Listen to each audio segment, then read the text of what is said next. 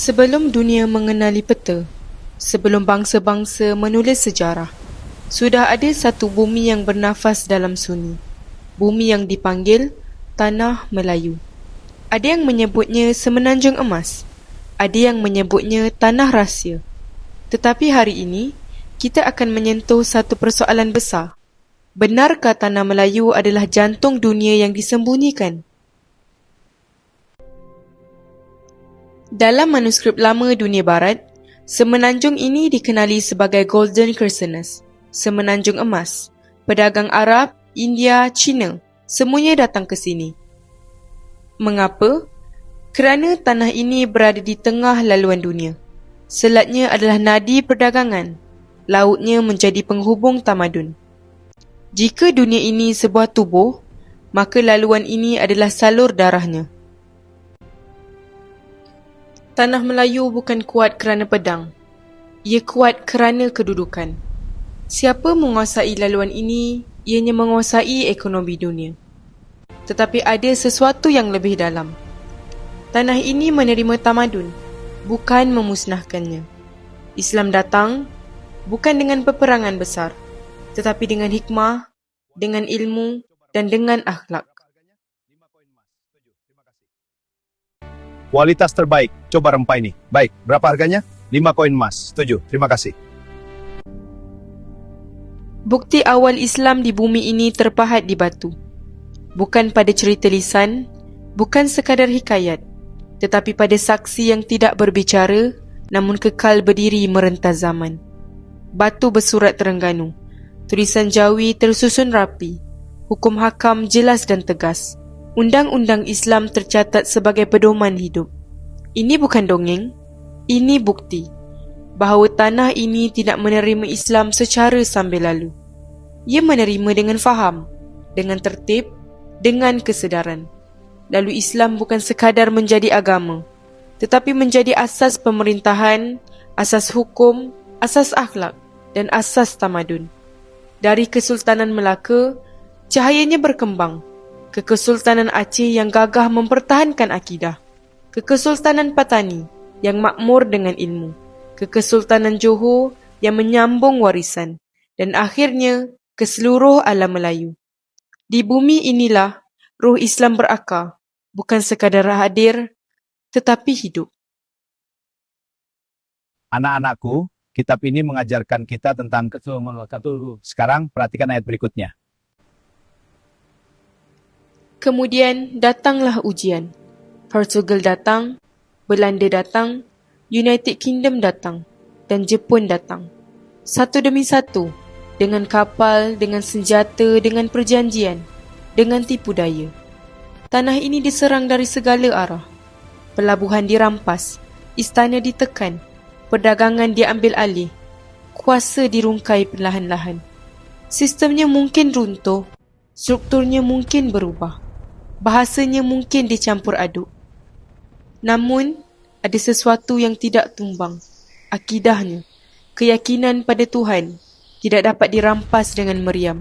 Tidak dapat dipadam dengan undang-undang penjajah. Budayanya mungkin berubah wajah. Pakaiannya mungkin berbeza. Pentadbirannya mungkin asing.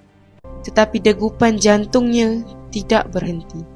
Di surau kecil, di kampung terpencil, di hati para ulama dan rakyat biasa, roh itu tetap hidup.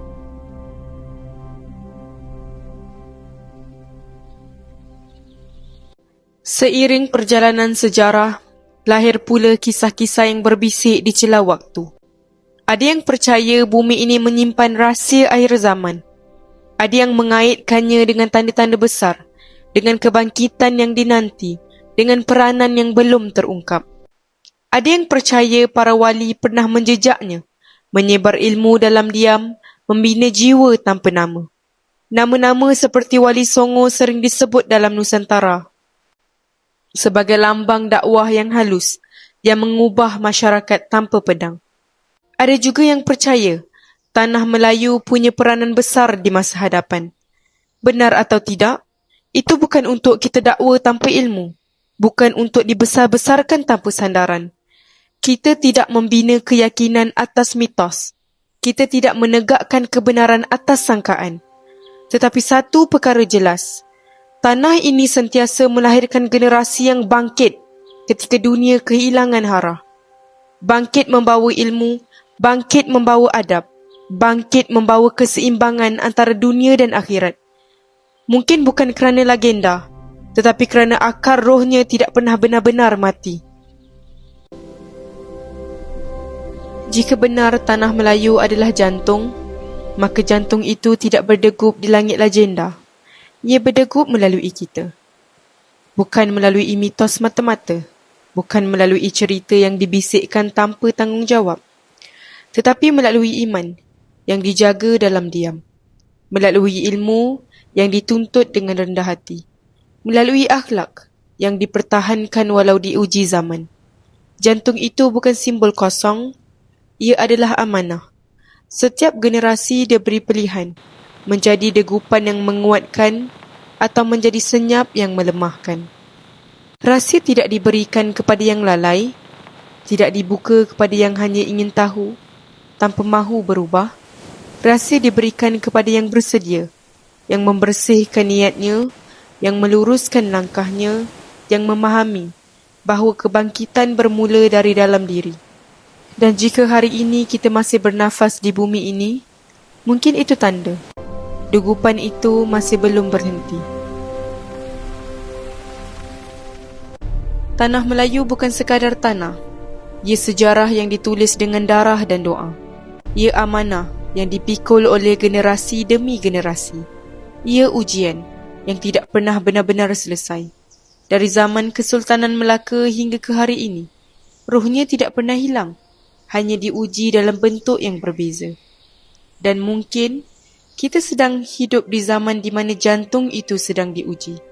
Bukan dengan meriam, bukan dengan penjajahan fizikal, tetapi dengan kelalaian, dengan perpecahan, dengan hilangnya arah. Soalnya bukan lagi, adakah tanah Melayu jantung dunia? Soalnya sekarang, adakah kita menjaga iman kita, menuntut ilmu dengan jujur, memelihara akhlak dalam dunia yang bising? Kerana jika jantung itu benar-benar masih berdegup, ia berdegup melalui kita. Dan akhirnya persoalan paling sunyi, adakah kita layak menjaganya?